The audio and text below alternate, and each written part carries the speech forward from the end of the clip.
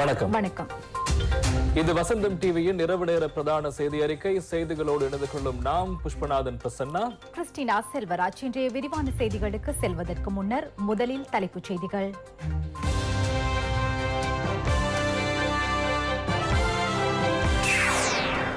ஏழாம் திகதியுடன் நிறைவடையவிருந்த பயணத்தடை 14ஆம் திகதி வரை நீடிப்பு. பேர்ல் கப்பல் கடற்பரப்பில் மோதியதில் ஆழ்கடலுக்கு எடுத்து செல்லும் பணியும் இடைநிறுத்தம். 5000 ரூபாய் கொடுப்பனவை வழங்க அரசாங்கம் 2236 கோடி ரூபாய் ஒதுக்கீடு. நேற்றைய தினமும் கொரோனா கொத்தணையில் 2877 தொற்றாளர்கள். அமெரிக்காவின் 5 மில்லியன் ஃபைசர் தடுப்பூசிகள் இலங்கைக்கு. ஈரான் கடற்படையின் மிகப்பெரிய யுத்த கப்பல் தீக்கிரை.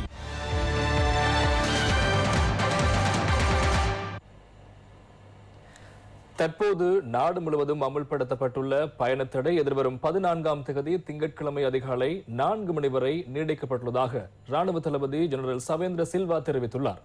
எதிர்வரும் 7ஆம் தேதி பயணத்தடை நிறைவடையவிருந்த நிலையில் இந்த நீட்டிப்பு மேற்கொள்ளப்பட்டுள்ளது.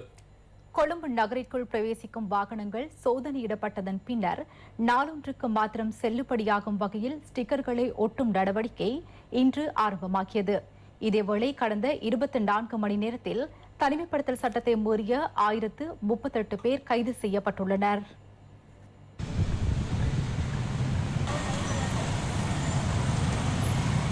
பயணத்தடை அமுலில் இருந்த போதிலும் நாளொன்றுக்கு கொழும்பு நகருக்கு பெரும் எண்ணிக்கையிலான வாகனங்கள் வருகை தருவதாக கண்காணிக்கப்பட்டதன் விளைவாக இதனை குறைக்கும் வகையிலேயே விசேட ஸ்டிக்கர் ஒன்றை ஒட்டுவதற்கு போலீசார் தீர்மானித்தனர். பயணத்தடை அமுலில் உள்ள காலப்பகுதியில் கடமைக்கு சமூகம் அளிக்க அனுமதி கிடைத்துள்ள நபர்களது வாகனங்களுக்காக இந்த விசேட ஸ்டிக்கர் ஒட்டப்படுகின்றது. இதனால் ஒரு சில பகுதிகளில் கடும் வாகன நெரிசல் காணப்பட்டது. ஒரு இடத்தில் முறையாக பரிசோதிக்கப்பட்டு வாகனங்களுக்கு ஸ்டிக்கர்களை ஒட்டும் நடவடிக்கை அறிமுகப்படுத்தப்பட்டுள்ளது. எவ்வாறாயினும் இந்த ஸ்டிக்கரானது ஒரு நாளைக்கு மாத்திரமே செல்லுபடியாகும். ஒரு இடத்தில் பரிசோதிக்கப்பட்டு ஸ்டிக்கர் ஒட்டப்படும் பட்சத்தில் மாத்திரம் மற்றொரு இடத்தில் குறித்த வாகனத்தை பரிசோதிக்க மாட்டார்கள் என குறிப்பிட முடியாது. தேவை ஏற்படின் பரிசோதிக்கப்படும். இதற்கு உங்களது உயர்ந்தபட்ச பங்களிப்பை எதிர்பார்க்கின்றோம். பாலியகுட பகுதியில் இருந்து கொழும்பிற்கு பிரவேசிக்கும் வாகனங்களுக்கு ஸ்டிக்கர் ஒட்டும் நடவடிக்கைகளில் மேல் மாகாணத்திற்கு பொறுப்பான சிரேஷ்ட பிரதி போலீஸ் அதிபர் தேசபந்து தென்னக்கோணும் பங்கெடுத்தார். மோட்டார் சைக்கிள், முச்சக்கர வண்டி மற்றும் வாகனங்களுக்கென பிரத்யேக ஸ்டிக்கர்கள் ஒட்டப்பட்டன.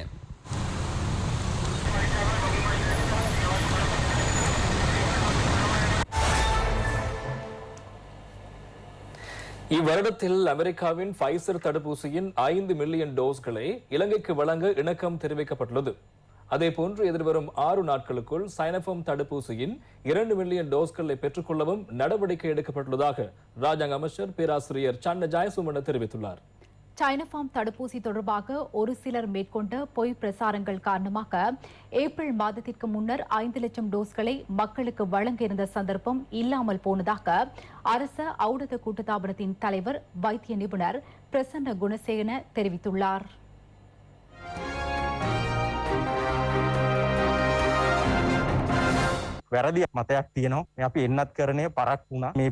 தடுப்பூசி வழங்குவதை தாமதப்படுத்துவதாகவும் இது தொடர்பாக கவனம் செலுத்துவதில்லை எனவும் பிழையான நிலைப்பாடு காணப்படுகின்றது. இது முற்றிலும் பிழையான நிலைப்பாடாகும். ஆரம்பம் முதல் இது தொடர்பாக கவனம் செலுத்தினோம். அடுத்து வரும் 6 நாட்களுக்குள் சீனாவின் சைனோஃபார்ம் தடுப்பூசியின் 2 மில்லியன் டோஸ்கள் எமது நாட்டிற்கு வந்தடைய உள்ளன. ரஷ்யாவின் ஸ்புட்னிக் தடுப்பூசியின் 14 மில்லியன் டோஸ்களை பெற்றுக்கொள்வதற்கும் உடன்படிக்கை எட்டப்பட்டுள்ளது. அதேபோன்று ஐக்கிய அமெரிக்க குடியரசின் ஃபைசர் நிறுவனமும் இவ்வருடத்திற்குள் 5 மில்லியன் தடுப்பூசிகளை வழங்குவதாக உறுதிப்படுத்தியுள்ளது. இதன் முதல் கட்டமாக 3 அல்லது 4 லட்சம் தடுப்பூசிகள் அடுத்த மாதமளவில் எமது நாட்டிற்கு கிடைக்க உள்ளன. அதேபோன்று சீனாவின் பிரதான தயாரிப்பான சினோவெக் தடுப்பூசியை பெற்றுக்கொள்வது தொடர்பாகவும் பேச்சுவார்த்தை இடம்பெறுகின்றது. சினோவெக் தடுப்பூசியை இலங்கையில் தயாரிப்பதற்கான ஏற்பாடுகளும் தற்போது முன்னெடுக்கப்பட்டுள்ளன. ஜோன்சன் அண்ட் ஜோன்சன் தடுப்பூசியின் முதலாவது டோஸ்கள் இன்னும் ஓரிரு வாரங்களுக்குள் எமது நாட்டிற்கு கிடைக்கும். SBC நிறுவனத்திற்கு மாத்திரமே இலங்கையில் தடுப்பூசிகளை பெற்றுக் கொள்வதற்கான வாய்ப்பு காணப்படுகின்றது. உலக சுகாதார ஸ்தாபனத்தின் அனுமதியின்றி அபாயகரமான தடுப்பூசியை பெற்று சீனாவுடன் காணப்படுகின்ற தொடர்புகளால் இவ்வாறு இடம்பெறுவதாக போலி பிரச்சாரங்கள் முன்னெடுக்கப்படுகின்றன. புத்தாண்டுக்கு முன்னர் 5 லட்சம் மக்களுக்கு தடுப்பூசிகளை வழங்க இருந்த சந்தர்ப்பம் இந்த பிழையான கூட்டுக்களினால் இலங்கை மக்களுக்கு கிடைக்கவில்லை. இந்த 5 லட்சம் தடுப்பூசிகளை நாம் அன்று வழங்கினால் இவ்வருடத்திற்குள் மேலும் 5 லட்சம் தடுப்பூசிகள் கிடைக்க உள்ளன. இவ்வருடத்திற்குள் 1 மில்லியன் பேருக்கு தடுப்பூசிகளை வழங்க முடிந்திருக்கும். இவ்வாறு இடம்பெற்றிருந்தால் இன்று அச்சுறுத்தல் நிலை ஏற்பட்டிருக்காது.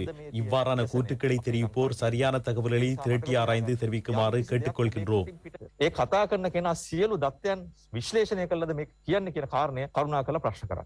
கோவிஷீல்டு தடுப்பூசியின் முதலாவது டோஸ் 9,25,242 பேருக்கு நேற்றிரவு 8:30 மணி வரை வழங்கப்பட்டுள்ளது. இதன் இரண்டாவது டோஸ் 3,48,582 பேருக்கு வழங்கப்பட்டுள்ளதாக தொற்று நோயல் பிரிவு தெரிவிக்கின்றது. சைனோஃபார்ம் தடுப்பூசியின் முதலாவது டோஸும் 7,97,205 பேருக்கு வழங்கப்பட்டுள்ளது. ஸ்புட்னிக் வி தடுப்பூசியின் முதலாவது டோஸ் 44,189 பேருக்கு வழங்கப்பட்டுள்ளது.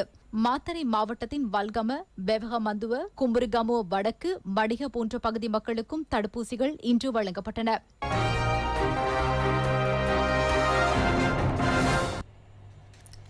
நேற்றைய தினத்திலும் 2,877 கொரோனா தொற்றாளர்கள் இனங்காணப்பட்டதுடன் 43 மரணங்களும் பதிவாகின.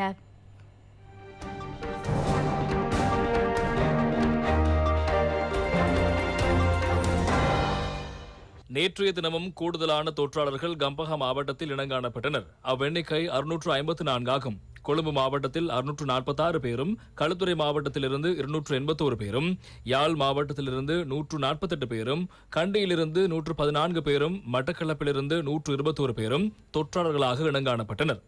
நேற்றைய தினம் இனங்காணப்பட்ட தொற்றாளர்களில் 32 பேர் வெளிநாடுகளிலிருந்து வருகை தந்தவர்கள். இதுவரை நாட்டில் பதிவாகிய மொத்த கொரோனா தொற்றாளர்களின் எண்ணிக்கை 1,91,809 ஆகும். எனினும் வைத்தியசாலைகளிலும் இடைத்தங்கல் மத்திய நிலையங்களிலும் சிகிச்சை பெற்று வருவோரின் எண்ணிக்கை 29,568 ஆகும். இவர்களில் 1,60,714 பேர் பூரண குணமடைந்துள்ளனர்.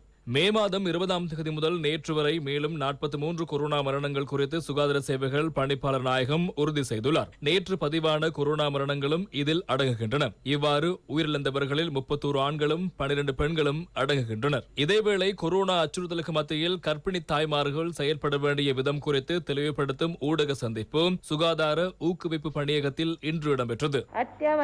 மிக முக்கிய தேவைக்காக அன்றி வீடுகளிலிருந்து வெளியேற வேண்டாம். எமது வைத்தியசாலை தொகுதிகள் புனரமைக்கப்பட்டு வருகின்றன. சகல மாவட்டங்களிலும் கர்ப்பிணி தாய்மார் கோவிட் தொற்றுக்கு இலக்கானால் தேவையான சிகிச்சைகளை வழங்குவதற்கான நடவடிக்கைகள் எடுக்கப்பட்டுள்ளன. பிறக்கின்ற குழந்தைகளுக்கு தேவையான சிகிச்சைகளுக்கும் சகல ஒழுங்குகளும் மேற்கொள்ளப்பட்டுள்ளன. யாழ்ப்பாணம் அல்லது பதுளை மாவட்டத்தில் உள்ள கர்ப்பிணி தாய் சிகிச்சைக்கென கொழும்புக்கு வர வேண்டிய தேவையில்லை. குறித்த மாவட்டங்களில் வைத்தியசாலைகளில் தேவையான வசதிகள் ஏற்படுத்தப்பட்டுள்ளன. இது தொடர்பிலான சுற்று நிரூபம் தற்போது தயாரிக்கப்பட்டு வருகிறது. கர்ப்பிணி தாய்மாருக்கு தடுப்பூசிகளை ஏற்றவும் நடவடிக்கைகள் எடுக்கப்படும். நாடு முழுவதும் உள்ள 50 ஆயுர்வேத வைத்தியசாலைகளை இடைத்தங்கல் கோவிட் சிகிச்சை சேவை நிலையங்களாக மாற்றியமைக்க ஜனாதிபதி கோட்டாபய ராஜபக்ஷ ஆலோசனை விடுத்துள்ளார். இதற்கமைய நாவின்ன பண்டாரநாயக்க ஆயுர்வேத ஆய்வு வைத்தியசாலை நாளை முதல் கொரோனா தொற்றாளர்களுக்கென ஒதுக்கப்பட உள்ளது. இவ்வைத்தியசாலைக்கு அமைச்சர் பவித்ரா வன்னியாராச்சு கண்காணிப்பு விஜயம் ஒன்றை மேற்கொண்டார். ராஜாங்க அமைச்சர் சிசிர ஜாய்கொடியும் இதன் போது இணைந்திருந்தார். மேற்கத்திய சுகாதார வைத்திய அதிகாரிகள் மற்றும் வைத்தியர்களினதும் உதவியையும் அதேபோல இந்த வைத்தியசாலை தொகுதியில் உள்ள ஆயுர்வேத வைத்தியர்களினதும் கண்காணிப்பையும் இணைத்து இவ்வேளை திட்டம் முன்னெடுக்கப்படுகிறது. சுமார் 100 தொற்றாளர்களுக்கு சிகிச்சை வழங்கக்கூடிய வசதிகள் ஏற்படுத்தப்பட்டுள்ளன. அத்துடன் சமய தலைவர்களுக்கென பிரத்யேக வார்டு தொகுதி ஒன்றும் ஆயுர்வேத வைத்தியசாலைகளில் ஒதுக்கப்பட்டுள்ளது. இதேவேளை மட்டக்களப்பு மாவட்டத்தில் கடந்த 24 மணி நேரத்தில் 68 கொரோனா தொற்றாளர்கள் இனங்காணப்பட்டதோடு 4 மரணங்களும் சம்பவித்துள்ளதாக மாவட்ட பிராந்திய சுகாதார சேவைகள் பணிப்பாளர் டாக்டர் நாகலிங்கம் மயூரன் தெரிவித்தார். மட்டக்களப்பு மாவட்டத்தில் கடந்த 24 மணித்தியாலத்தில் 68 கோவிட்-19 தொற்று நோயாளர்கள் அடையாளம் காணப்பட்டுள்ளனர். 4 பேர் மரணமடைந்துள்ளனர். மொத்தமாக மட்டக்களப்பில் 2790 COVID-19 தொற்று நோயாளர்கள் அடையாளம் காணப்பட்டுள்ளனர். இதுவரை 32 பேர் மரணமடைந்துள்ளனர். 1808 பேர் குணமாகி வீடு சென்றுள்ளனர். தொடர்ந்தும் 951 பேர் சிகிச்சை பெற்று வருகின்றனர். கோரளைப்பற்று மத்திய சுகாதார வைத்திய அதிகாரி பிரிவில் 68 நபர்களிடம் மேற்கொள்ளப்பட்ட ஆன்டிஜென் பரிசோதனையின் போது 8 பேர் கொரோனா தொற்றாளர்களாக இனங்காணப்பட்டதாக கோரளைப்பற்று மத்திய சுகாதார வைத்திய அதிகாரி டாக்டர் ST நஜீப் கான் தெரிவித்தார். அத்துடன் கிளிநொச்சி மாவட்ட போதனா வைத்தியசாலைக்கு விஜயம் ஒன்றை மேற்கொண்ட பாராளுமன்ற உறுப்பினர் அங்கஜன் ராமநாதன் கொரோனா விடுதி மற்றும் கொரோனா அவசர சிகிச்சை பிரிவு என்பவற்றையும் பார்வையிட்டார்.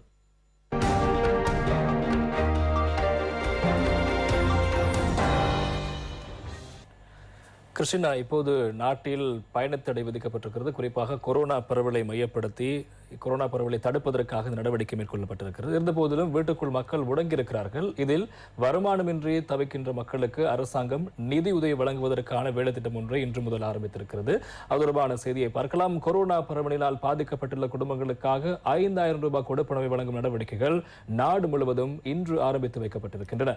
அத்தோடு இத்திட்டத்திற்கென அரசாங்கம் 2236 கோடி ரூபாவுக்கும் கூடுதலான நிதியை செலவிட்டுள்ளது. வீடு வீடாக சென்று இக்கொடுப்பனவு வழங்கப்படுகின்றமை குறிப்பிடத்தக்கது. கொரோனா 3ஆம் அலையை அடுத்து பயணத்தடைகளை விதித்து கொரோனா பரவலை கட்டுப்படுத்த சுகாதார தரப்பினரின் பரிந்துரைகளுக்கமைய அரசாங்கம் நடவடிக்கை எடுத்தது. இதனால் பெரும்பாலானோர் தமது ஜீவனோபாயத்தை இழந்தனர். இது தொடர்பாகவும் அரசாங்கம் கூடிய கவனம் செலுத்தி 5000 ரூபாய் கொடுப்பனவை வழங்க தீர்மானித்தது. இதற்கமையவே முதியோர், சமுர்த்தி, விவசாய ஓய்வூதியம் மற்றும் கடற்றொழில் ஓய்வூதியத்தை பெறும் 23,49,781 குடும்பங்களுக்கென 660 கோடி ரூபாவுக்கும் கூடுதலான பலம் செலவிடப்படுகின்றது. அத்துடன் அனுதாப கொடுப்பனவை செலுத்தும் 1,11,669 குடும்பங்களுக்கென 33 கோடி ரூபாவுக்கும் கூடுதலான பணத்தை அரசாங்கம் ஒதுக்கியுள்ளது. மாவட்ட செயலாளர்கள் வழங்கியுள்ள தகவல்களுக்கு அமைய சமுர்த்தி கொடுப்பனவை பெற தகுதி பட்டியலில் உள்ள குறைந்த வருமானம் பெறும் 8,83,219 குடும்பங்களுக்காக இக்கொடுப்பனவு வழங்கப்படும். அத்துடன் மாவட்ட செயலாளர்களின் தகவல்களுக்கு அமைய ஜீவனோபாயத்தை இழந்த 16,24,906 குடும்பங்கள் தேர்ந்தெடுக்கப்பட்டுள்ளன. தற்போது கிராமிய குழுவின் பரிந்துரைகளுக்கு அமையவே குறித்த செயலாளர் அலுவலகங்களில் காத்திருக்கும் பட்டியலில் உள்ள முதியோர், ஊனமுற்ற மற்றும் சிறுநீரக கொடுப்பனவுகளை பெற தேர்ந்தெடுக்கப்பட்டுள்ள 3,75,325 குடும்பங்களுக்காகவும் 5000 ரூபாய் கொடுப்பனவு வழங்கப்படும். மாவட்ட செயலாளர்களினால் வழங்கப்பட்டுள்ள தகவல்களுக்கு அமைய 1,95,473 குடும்பங்கள் மேன்முறையீட்டினால் தேர்ந்தெடுக்கப்பட்டுள்ளன. அரசாங்கத்தின் எவ்வித கொடுப்பனவுகளையும் பெறாத மற்றும் இலவசமாக சேவைகளை வழங்கும் நலன்புரி நிலையங்களின் பிரதிலாப பிரிவுக்கும் 5000 ரூபாய் கொடுப்பனவை வழங்க திட்டமிடப்பட்டுள்ளது. அத்துடன் எக்ஸ்பிரஸ் பேர்ல் கப்பல் தீப்பற்றியதனால் கடற்றொழில் நடவடிக்கைகளை இழந்த குடும்பங்களுக்காகவும் 5000 ரூபாய் கொடுப்பனவு வழங்கப்படுகின்றது. 5000 ரூபாய் கொடுப்பனவை வழங்குவதற்கு மேலதிகமாக குறித்த கப்பல் கம்பெனியிடமிருந்து நஷ்டஈட்டை பெற்று அப்பணத்தை மீனவ குடும்பங்களுக்கு பெற்றுக் கொடுக்குமாறு அதிமேற்றாணியார் கர்தினல் மெல்கம் ரஞ்சித் தாண்டகை அரசாங்கத்திடம் கோரிக்கை விடுத்துள்ளார். இவ்வனர்த்தத்தினால் பாதிக்கப்பட்டுள்ள மீனவர்களுக்கு 5000 ரூபாய் கொடுப்பனவை மாத்திரம் வழங்குவது போதுமானதல்ல. அவர்களுக்கு ஏற்பட்டுள்ள இழப்புகளை மதிப்பீடு செய்து கப்பல் கம்பெனியிடமிருந்து நட்டையீடு கோரி மீனவர்களுக்கு நட்டையீட்டு கொடுப்பனவு ஒன்றை வழங்க நடவடிக்கை எடுக்க வேண்டும். 5000 ரூபாய் கொடுப்பனவு வீடுகளுக்கே சென்று பயனாளிகளுக்கு வழங்கப்படுகின்றது. சமுர்த்தி அபிவிருத்தி மற்றும் சமுர்த்தி சமூக அமைப்புகளின் அதிகாரிகள் வீடு வீடாக சென்று இக்கொடுப்பனவை வழங்க நடவடிக்கை எடுத்தனர். நாளையும் இக்கொடுப்பனவு வழங்கப்பட உள்ளது. முல்லைத்தீவு மாவட்டத்திலும் ஒட்டுச்சுட்டான் பிரதேச செயலக பிரிவில் பிரதேச செயலாளர் டி அகிலன் தலைமையில் 5000 ரூபாய் கொடுப்பனவு வழங்கப்பட்டது. ஒட்டுச்சுட்டான், புதுக்குடியிருப்பு, கரைத்துறைப்பற்று, வலியோய, மாந்தை கிழக்கு, துணுக்காய் ஆகிய பிரதேச செயலக பிரிவுகளிலும் இக்கொடுப்பனவு வழங்கப்பட்டது. ஆலியடிவேம்பு பிரதேச செயலாளர் பிரிவிலும் பிரதேச செயலாளர் வி பபாகரனின் கண்காணிப்பில் சமுர்த்தி தலைமையக முகாமியாளர் என் கிருபாகரனின் வழிகாட்டுதலில் 5000 ரூபாய் கொடுப்பனவு வழங்கி வைக்கப்பட்டது. பிரதேச செயலாளர் பிரிவில் 6880 குடும்பங்கள் தெரிவு செய்யப்பட்டுள்ளதுடன் இதற்கென 3,45,00,000 ரூபாய் ஒதுக்கப்பட்டுள்ளது. கிளிநொச்சி மாவட்டத்தின் 4 பிரதேச செயலக பிரிவுகளில் உள்ள கிராம சேவகர் பிரிவுகளைச் சேர்ந்த மக்களுக்கு 5000 ரூபாய் கொடுப்பனவு வழங்கப்பட்டுள்ளது. கிளிநொச்சி கரச்சி பிரதேச செயலாளர் ஜெகரன் மற்றும் கண்டாவளை பிரதேச செயலாளர் பிரதாகரன் ஆகியோர் தலைமையில் இவை வழங்கி வைக்கப்பட்டன. ஏராவூர் நகர பிரதேசத்தில் உள்ள சுமார் 11,000 குடும்பங்களுக்கு 5,000 ரூபாய் கொடுப்பனவு வழங்கும் பணிகள் சமுர்த்தி முகாமித்துவ பணிப்பாளர்களான SMA பஷீர் மற்றும் பிரதீப் குமார் ஆகியோர் தலைமையில் இடம்பெற்றது. பிரதேச செயலாளர் நிகாரா மௌஜூத் கலந்து கொண்டு கொடுப்பனவுகளை வழங்கி வைத்தார். நுவரெலியா மாவட்டத்தில் 405 கிராம சேவகர் பிரிவுகளிலும் இக்கொடுப்பனவு வழங்கும் நிகழ்வு ஆரம்பித்து வைக்கப்பட்டது.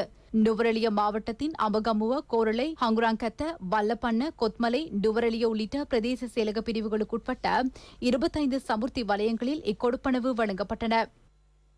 மட்டக்களப்பு மாவட்டத்திலும் அரசு அதிபர் கணபதி பிள்ளை கருணாகரனின் வழிகாட்டுதலில் இக்கொடுப்பனவு வழங்கி வைக்கப்பட்டது.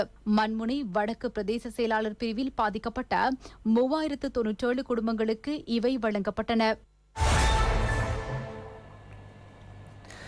கிருஷ்ணா, இந்த கொரோனா காலப்பகுதியில் சமூகத்தில் பொறுப்பாக இருக்க வேண்டிய பலர் பொறுப்பற்று செயற்பட்டதன் தொடர்பாக பல்வேறு செய்திகளை நாங்கள் கேள்விப்பட்டோம்.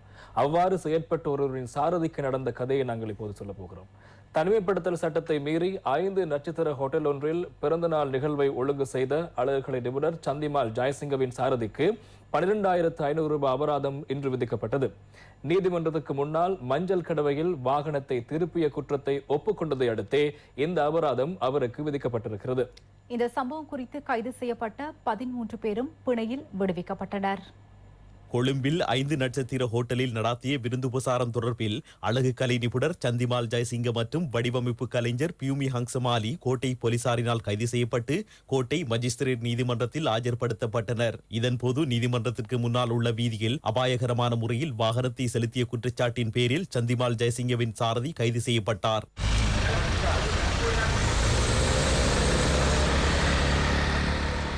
சாரதி தவறை ஒப்புக்கொண்டதன் பின்னர் 12,500 ரூபாய் அபராதம் விதிக்கப்பட்டது.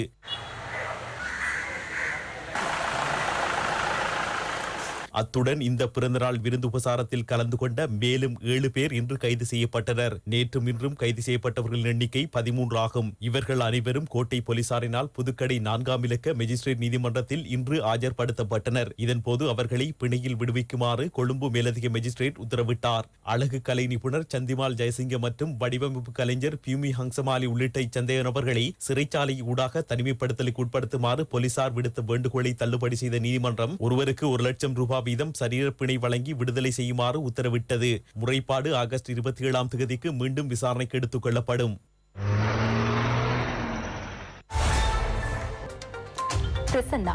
கொரோனா பயணத்தடை போன்று தற்போது இலங்கையில் பேசு பொருளாக காணப்படுகின்ற மற்றும் ஒரு விடயம் எக்ஸ்பிரஸ் பேர்ல் கப்பல். இந்த கப்பலுக்கு என்ன நடந்துள்ளது, தற்போது அதனை பார்க்கலாம். விபத்துக்குள்ளாகிய சிங்கப்பூர் எக்ஸ்பிரஸ் பேர்ல் கப்பலை ஆழ்கடலுக்கு எடுத்து செல்லும் நடவடிக்கை நிறுத்தப்பட்டுள்ளது. இக்கப்பலின் பிற்பகுதி கடற்பரப்பில் மோதியதால் இந்நடவடிக்கை நிறுத்தப்பட்டது. இதேவேளை கப்பலில் எண்ணெய் கசிவு தொடர்பாக இதுவரை உரிய தகவல்கள் எதுவும் கிடைக்கவில்லை என சமுத்திரவியல் சுற்றாடல் பாதுகாப்பு அதிகார சபை தெரிவிக்கிறது.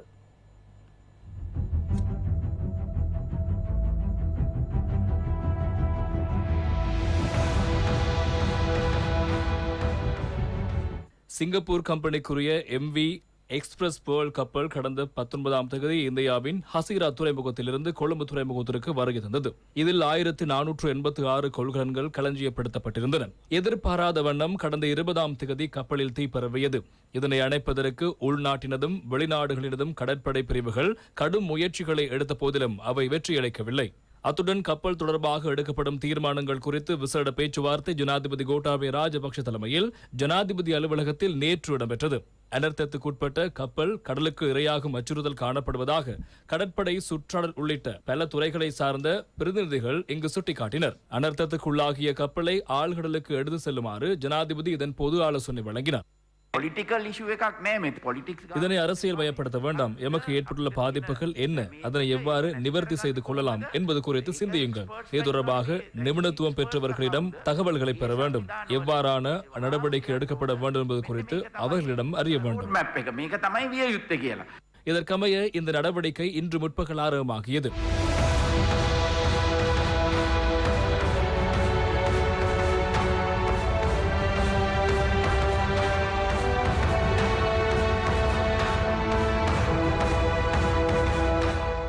எக்ஸ்பிரஸ் பேர்ல் கப்பலின் பிற்பகுதியில் ஏற்பட்ட நீர்க்கசிவு காரணமாக கப்பலுக்குள் கடல் நீர் நிரம்பியுள்ளதாக நேற்று மாலை இனங்காணப்பட்டது. இக்கப்பலானது கொழும்பு துறைமுகத்திலிருந்து 9.5 கடல் மைல் தூரத்தில் தீப்பற்றிக் கொண்டது. இதனால் நாட்டின் கடல் பிராந்தியத்தின் மேற்கு திசை நோக்கி 50 கடல் மைல் தூரத்திற்கு கப்பலை எடுத்து செல்லுமாறு சமுத்திரவியல் சுற்றாடல் பாதுகாப்பு அதிகார சபை அறிவுறுத்தியது. எனினும் இம்முயற்சியானது தற்போது தோல்வி அடைந்துள்ளது. கப்பலில் ஏற்பட்டுள்ள சுற்றாடல் அச்சுறுத்தலானது சமுத்திரவியல் வளையத்தின் 75க்கும் 80க்கும் இடைப்பட்ட கிலோமீட்டர் பரப்பிற்கு பாதிப்பை ஏற்படுத்தியுள்ளதாக அவ்வதிகார சபை சுட்டிக்காட்டுகிறது. இதன் காரணமாக திடீரென எண்ணெய் வெளியேறக்கூடும். இது நீர்கொழும்பு கடற்பரப்புக்கு பாதிப்பை ஏற்படுத்தும் எனவும் தகவல்கள் தெரிவிக்கப்படுகின்றன. எண்ணெய் கசிவு ஏற்பட்டுள்ளதற்கான எவ்விதமான ஆதாரங்களும் இல்லை. எண்ணெய் முற்றுமுழுதாக தீக்கரையாகி இருக்கலாம் அல்லது கப்பலில் இருக்கலாம். கப்பலில் எண்ணெய் காணப்படுவதாயின் பாதுகாப்பாக முறைகளை எடுத்துள்ளோம். எண்ணெய் கசிவு ஏற்பட்டால் எந்த திசைக்கு பாதிப்புகளை ஏற்படுத்தலாம் என்பது குறித்தும் எடுக்க வேண்டிய நடவடிக்கைகள் குறித்தும் கண்டறியப்பட்டுள்ளது. இதற்கென சம்பந்தப்பட்ட சகல நிறுவனங்களும் ஒன்றிணைந்துள்ளன. இவ்வாறானதொரு நிலைக்கு எம்மால் முகம் கொடுக்க முடியும். இந்தியாவிலிருந்து கரையோர பாதுகாப்பு கப்பல்கள் வருகை தந்துள்ளன. அவர்களும் எண்ணெய் கசிவை தடுப்பதற்கான உபகரணங்களை எடுத்து வந்துள்ளனர்.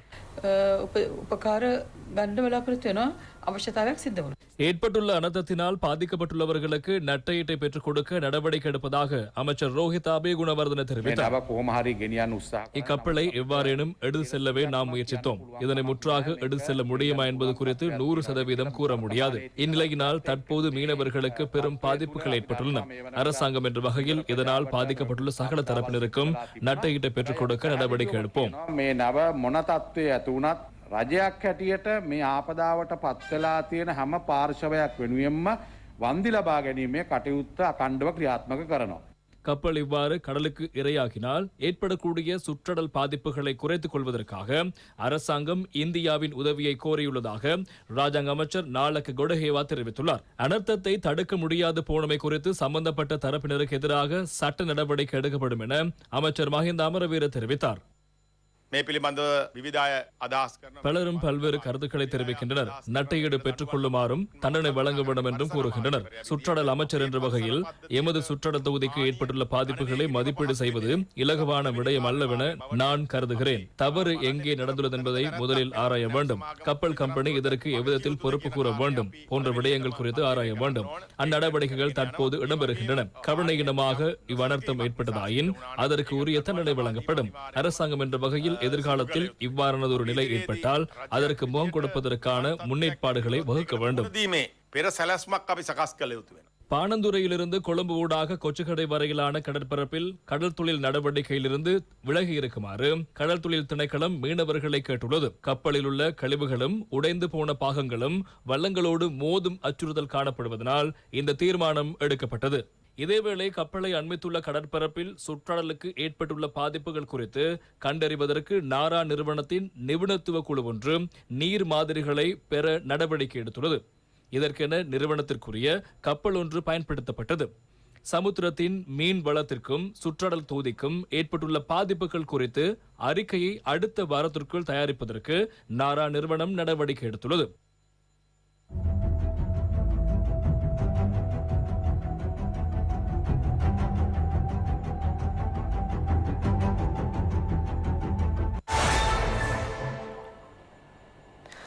லிட்ரோ கம்பெனி கேஸ் சிலிண்டருக்காக அறிமுகப்படுத்திய புதிய லீட்டர் முறை காரணமாக பாவனையாளர்கள் பெரும் சிரமத்துக்குட்பட்டுள்ளதாக ராஜாங்க அமைச்சர் லசந்த அழகியவண்ண தெரிவித்துள்ளார். கொழும்பில் இன்று இடம்பெற்ற ஊடக சந்திப்பின் போதே அவர் இவ்வாறு தெரிவித்தார். 12.5 கிலோகிராம் அடங்கிய பழைய எரிவாயு சிலிண்டர்கள் சந்தையில் இல்லை என முறைப்பாடு கிடைத்துள்ளது. 18 லிட்டர் என புதிதாக அறிமுகப்படுத்திய எரிவாயு சிலிண்டரில் எரிவாயுவின் அளவு குறைவடைந்தும் விலை அதிகரித்தும் உள்ளதாகவும் முறைப்பாடு கிடைத்துள்ளது. இறுதியாக 267 ரூபாய் அளவில் விலை அதிகரித்துள்ளதை அவதானிக்க முடிந்தது. இதனை நிவர்த்தி செய்யுமாறு குறித்த கம்பெனியிடம் கேட்டுக் கொள்கின்றோம். புதிய முறை ஒன்றை அறிமுகப்படுத்துவதாயின் 12.5 கிலோகிராம் எரிவாயு சிலிண்டர் எவ்வித பற்றாக்குறையுமின்றி சந்தையில் காணப்பட வேண்டும். சட்டமா அதிபர் திணைக்களத்திடமிருந்தும் இது தொடர்பிலான ஆலோசனைகளை பெற்றுள்ளோம். இவ்விரு கம்பெனிகளுக்கும் எதிராக சட்ட நடவடிக்கை எடுக்க நுகர்வோர் அதிகார சபை செயல்படும். பயணத்தடை அமுலில் உள்ள காலப்பகுதியில் கூடிய விலைக்கு பொருட்களை விற்பனை செய்யும் நடமாடும் வர்த்தகர்களின் அனுமதி பத்திரத்தை ரத்து செய்ய அரசாங்கம் நடவடிக்கை எடுத்துள்ளது. கூடிய விலைக்கு பொருட்களை விற்பனை செய்யும் நடமாடும் வர்த்தகர்கள் குறித்த தகவல்களை 1977 எனும் தொலைபேசி இலக்கத்திற்கு அறிய தருமாறு ராஜாங்க அமைச்சர் மேலும் தெரிவித்தார். සතොස ව්‍යාපාරයක් සමූපකාර சத்தோச கூட்டுறவு நிலையங்கள் நாடு பூராகவும் சுமார் 200 நடமாடும் வர்த்தக வண்டிகளை சேவையில் ஈடுபடுத்தியுள்ளது. 400 சத்தோச கிளைகளூடாக மொத்தமாக பொருட்களை பெற்றுக் கொள்வதற்கான வசதிகள் ஏற்படுத்தப்பட்டுள்ளன. சகல பகுதிகளையும் உள்ளடக்கி தமது சேவைகளை விஸ்தரிக்குமாறு கோரப்பட்டுள்ளது. அனுமதி பத்திரம் வழங்கியுள்ள வர்த்தகர்கள் கூடிய விலைக்கு பொருட்களை விற்றதாயின் அனுமதி பத்திரங்களை ரத்து செய்யவும் நடவடிக்கை எடுக்கப்பட்டுள்ளது. தரமான பொருட்களை நியாய விலைக்கு பாவனையாளர்களுக்கு வழங்க நடவடிக்கை எடுக்குமாறு கோரிக்கை விடுக்கின்றோம். අසාධාරණ මිලාය කිරීමකින් තොරව ලබාදීමට කටයුතු කරන්නයි කියන ඉල්ලීමයි. இம்மாதத்திற்குரிய பொதுமக்கள் உதவித் தொகைகளை செலுத்துதல், மருந்து பொருட்களை விநியோகித்தல் உள்ளிட்ட மட்டுப்படுத்தப்பட்ட பணிகளுக்கென நாட்டிலுள்ள தபால் மற்றும் உப தபால் அலுவலகங்கள் நாளை முதல் திறக்கப்படும் என தபால் திணைக்களம் தெரிவித்துள்ளது. பொது மக்களுக்கான உதவித்தொகை போன்ற கொடுப்பனவுகளை பெற்றுக் கொள்வதற்காக வருகை தருபவர்கள் குறித்த கொடுப்பனவுக்கான அட்டைகளையோ அடையாள அட்டையோ பாதுகாப்பு பிரிவில் சமர்ப்பித்து தபால் அல்லது உப தபால் அலுவலகங்களுக்கு வருகை தர முடியும். வீடுகளில் உள்ள நோயாளர்களுக்கென அரச வைத்தியசாலைகளில் வழங்கப்பட்டுள்ள பிணி ஆய்வு நிலையங்களூடாக வழங்கப்படுகின்ற மருந்து பொருட்களையும் தபால் திணைக்களத்தினூடாக விநியோகிக்கும் பணிகள் நாளை முன்னெடுக்கப்படும். 1950 எனும் தொலைபேசி இலக்கத்துடன் தொடர்பை ஏற்படுத்தி இது தொடர்பிலான மேலதிக தகவல்களை பெற்றுக் கொள்ள முடியும் என தபால் மாதிபர் ரஞ்சித் ஆரியரத்ன தெரிவித்துள்ளார். புலி பயங்கரவாதிகள் தமது மிலேச்சத்தனத்தை பறைசாற்றும் வகையில் 31 பிக்குகளை மனிதாபிமானமற்ற முறையில் படுகொலை செய்த அரந்தலா தேரர்களின் படுகொலைக்கு இன்றுடன் 34 ஆண்டுகள் பூர்த்தியாகின்றன. 1987 ஆண்டு ஜூன் மாதம் 2ஆம் தேதியே இக்கொடூரம் இடம்பெற்றது. அம்பாறை வித்யானந்த பிரிவினாவின் மாணவ தேரர்கள் மறுநாள் தர்ம நிகழ்வொன்றுக்காக செல்லும் நோக்கிலேயே அம்பாறை மகாவாபி விகாரைக்கு வருகை தந்திருந்தனர். இதற்கென அம்பாறையிலிருந்து கண்டி நோக்கி சங்கைக்குரிய ஹெகொட இந்தசாரர் தேரர் தலைமையில் இவர்கள் புறப்பட்டனர். இலங்கை போக்குவரத்து சபைக்குரிய பஸ் வண்டியில் பயணித்துக் கொண்டிருந்த இவர்களை வீதியில் மறைந்திருந்த புலி பயங்கரவாதிகள் தடை ஏற்படுத்தி அப்பஸ் வண்டியை கடத்திச் சென்று அம்பாறை நுவரகலதென்ன வனப்பகுதிக்கு எடுத்துச் சென்று இம்மிலேச்சத்தனமான படுகொலையை புரிந்தனர். தன்னை படுகொலை செய்து தன்னுடன் வந்த தேரர்களுக்கு எவ்வித பாதிப்புகளையும் ஏற்படுத்த வேண்டாம் என இந்த சாரர் தேரர் புலி பயங்கரவாதிகளிடம் மனிதாபிமான கோரிக்கை விடுத்த போதிலும் அம்முயற்சி பயனளிக்கவில்லை.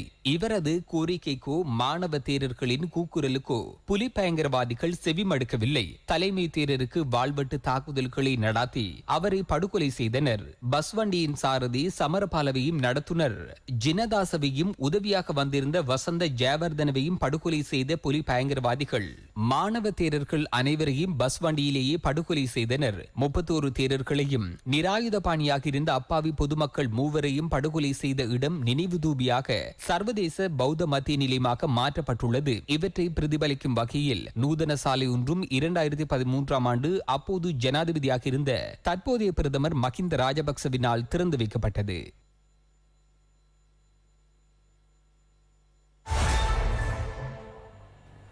இத்துடன் வசந்தத்தின் இரவு நேர பிரதான செய்தி அறிக்கை நிறைவுக்கு வருகிறது.